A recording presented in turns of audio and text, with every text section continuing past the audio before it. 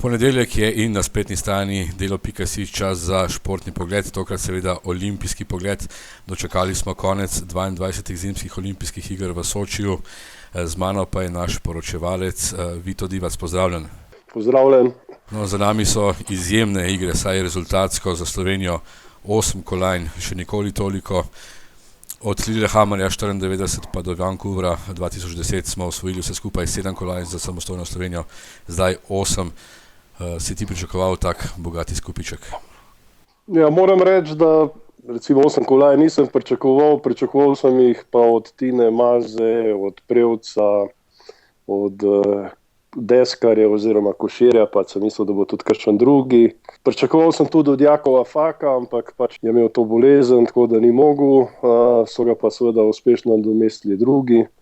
Tudi dekleta v teku so bila zelo blizu, pravzaprav so bili slovenski športniki vsi blizu zelo vrhu, pač in tako je na teh velikih tekmah, enkrat se ti posreči, enkrat te stotinke ločijo, drugič grejo tvoj prid in pač to se je zdaj zgodilo. Velikokrat smo govorili o slovenskih športnikih, ki jim na velikih tekmovanjih ne uspe, ki ne pokažejo tiste svoje prave forme, ne izkoristijo dnevne priložnosti. Zdaj so jih kot po tekočem traku. Kaj se je spremenilo po tvojem mnenju v glavah naših šampionov? Spremenil se po mojem nič ni posebenega. Gre za to, da pač ko se ustvari neki val pozitivne energije, vsaka kolajna je naslednji izziv. Ne vem, če Tino osvoji zlato kolajno, potem so to izzivi za vse druge. Recimo, če Prevc osvoji, potem ne moramo niti mimo hokejistov, ki so odlično igrali, se pravi, da se je ta pozitivni val energije, da se je prenašal pravzaprav po vseh vaseh slovenskih. Zdaj to, da so slovenski športniki letos to naredili, mislim, osnova je že lanska sezona pokazala, ko so bili v bistvu v svetovnih pokalih vsi od spredju na svetovnih prvenstvih osvajajo kolajne. Pač in zgleda, da je prišel čas za slovenske športnike, da pokažejo to, kar so. No, sicer bil si tudi ti srečne roke, če tako rečeva, bil si zraven pri kar 7 od 8 kolajn, ki so jih osvojili naši. Kdo te je najbolj navdušil od naših športnikov? Ne vem, težko bi rekel, da me je kdo posebej navdušil. Mislim, vsi so me navdušili. Nihče me ni bolj kot drugi, ker pač, ne vem, od Tine Maze sem pričakoval, da bo zlato kolajno osvojila, jaz sem bil celo prepričan, da jih bo 5, sem šel staviti, toliko je močna, da bi jih lahko, pač ona je sicer želela imeti, ta spored se je malo zasukal, prepričan se, če bi bil prvi smuk, da bi se mogoče to razpletlo v drugo smer. Mislim, da bi vsaj 4 osvojila. No, tako pa pač, tako se je tako končalo, kot se je. Vsi drugi so vsak po svoje prispeval in pač vsaka tekma je bila navdušujoča zame, ko so jih gledal, na kakšen način so osvajali kolajne. No, veliko se je vrtelo okoli Tine Maze na teh igrah. Na koncu je tudi veliko odgovarjala na vprašanja o prihodnosti, o morebitnem koncu kariere. Kaj ti praviš, kaj še čaka Tino, kakšni izzivi so še pred njo? V jutrišnji številki dela bom pač napisal en pogovor z Walterjem Reuslerjem, odgovornim šefom ekipe oziroma športne ekipe Šteklija. On mi je povedal, da so podpisali minulo poletje pogodbo še za 1 leto, se pravi pogodbo podaljša še za 1 leto, se pravi, da bo Tina po moje zanesljivo še vsaj do svetovnega prvenstva v Walesu smučala, potem pa neke vrste ambasadorka Šteklija. Zdaj je na vrhuncu moči in ne vem, zakaj ne bi pač to, če lahko rečem, tako naučila. No. Logično bi seveda bilo, ampak najbrž do naslednjih olimpijskih iger v Pjongčangu ne bo trajala. Kaj praviš, kakšne so perspektive olimpijske za Slovenijo za igre čez 4 leta? Je Soči neponovljiv ali lahko zdržimo na tej ravni? To bi težko povedal, ker je to neki rod v bistvu zelo to je vrhunec nekega rodu, ker pač moramo upoštevati, da so vsi osvajalci v glavnem že predvsej v narekovajih športnih letih, težko napovedati karkoli. Odvisno pač od tega, kaj imamo od zadaj in koliko bomo v te mlade vlagali. Ker neki perspektiv, neki zelo obetavnih je. Vsekakor imajo dober nastavek, recimo skakalci, Peter Prevc komaj 22 let še nima. Kaj pa ostali? Alpsko smučanje za Tino Maze ni videti novih šampionov? Ja, za Tino Maze to vrstnih šampionov, recimo za kolajne, jih ni videti. No, moram reči, da če bi tako pogledali po perspektivi teh, ki so vsekakor skakalci prvi, Prevc, potem v alpskem smučanju, vsaj če odštejemo Tino Maze, v bistvu je bilo v bistvu zelo slabo. Je pa res, da je v zadnji neki teh deklet, recimo Ilka Štuhec, mogoče pač ona je že v mladosti pokazala veliko perspektivo. Tukaj to so bili njene prve igre, nekako se je približala tem svetovnemu vrhu, tako da recimo v njej vidim neko perspektivo. V moški smučariji pa žal ne. No, upajmo, da se bo kdo pojavil v naslednjem olimpijskem ciklusu, ampak se vrniva malo v Soči. Kako si ti doživljal te olimpijske igre? Izkušen poročevalec, bil si že na številnih igrah. Kam bi umestil Soči? So bili najboljši, najslabši, najbrž ne?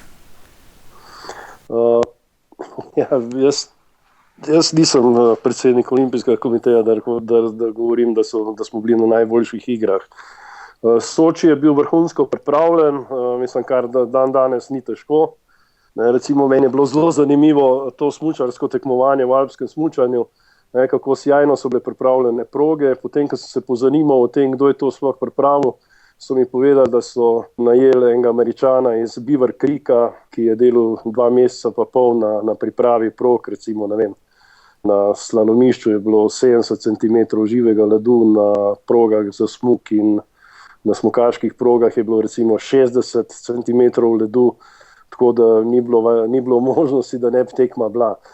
Se pravi, to je bil en tak, potem, ne vem, zdaj na koncu sem ugotovil, da je bila tudi naša Andreja Leskovšek, ki je že stalna članica, mislim, že ne vem koliko olimpijskih iger je skozi zraven, ona je bila tudi, pač se pravi, da v bistvu gre za to, da pač te ključne naloge imajo ljudje že izprekaljeni na velikih igrah, in seveda tukaj nihče ne prepusti slučajnosti, zato je pač vse klapalo tako, kot je.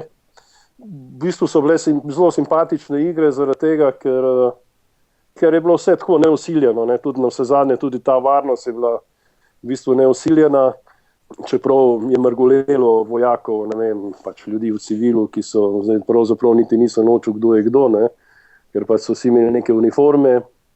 Tako da so bile vrhunsko pripravljene, o tem ni dvoma. Zdaj, kaj je v zadju, pač kaj bo s Sočijem, oziroma v Sočiju pravzaprav niti nismo bili. Jaz recimo v 3 tednih niti enkrat nisem šel v dolino, oziroma enkrat sem šel sam pogledat tja do glavnega prescentra, oziroma tam, ko so te dvorane, ampak to je 40 km stran od Sočija, tako da Sočija so olimpijske igre sam po imenu dotakali.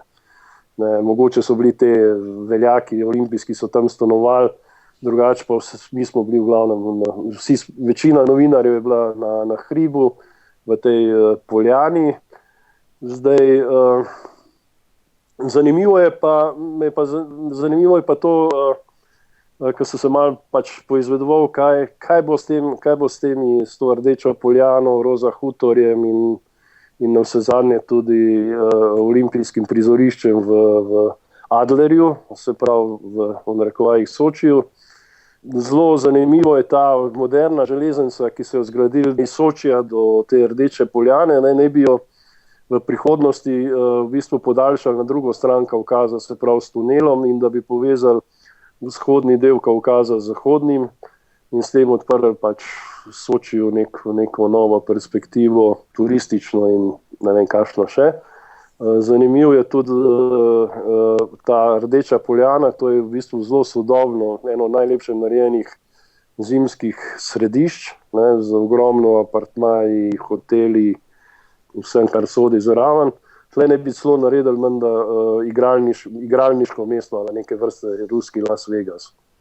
Torej, investicija teh slavnih 50 milijard dolarjev ne bo šla v nič, praviš? Jaz sem se malo hecal, ko smo se pogovarjali na to temo. 50 milijard dolarjev, treba reči dolarjev, to je pač 37 milijard evrov. Zdaj pač vsi se ukvarjajo za 50 milijard, nihče ne pove, koliko je.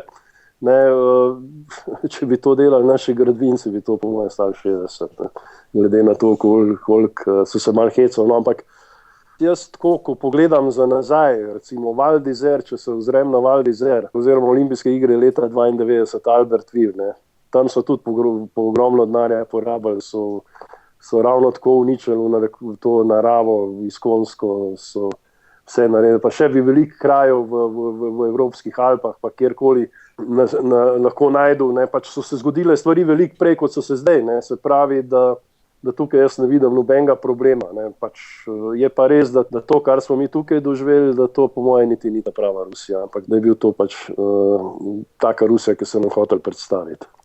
No, Olimpijske igre so vedno poseben dogodek, upam, da si užival v njih, seveda Vito, in srečno pot domov. Hvala.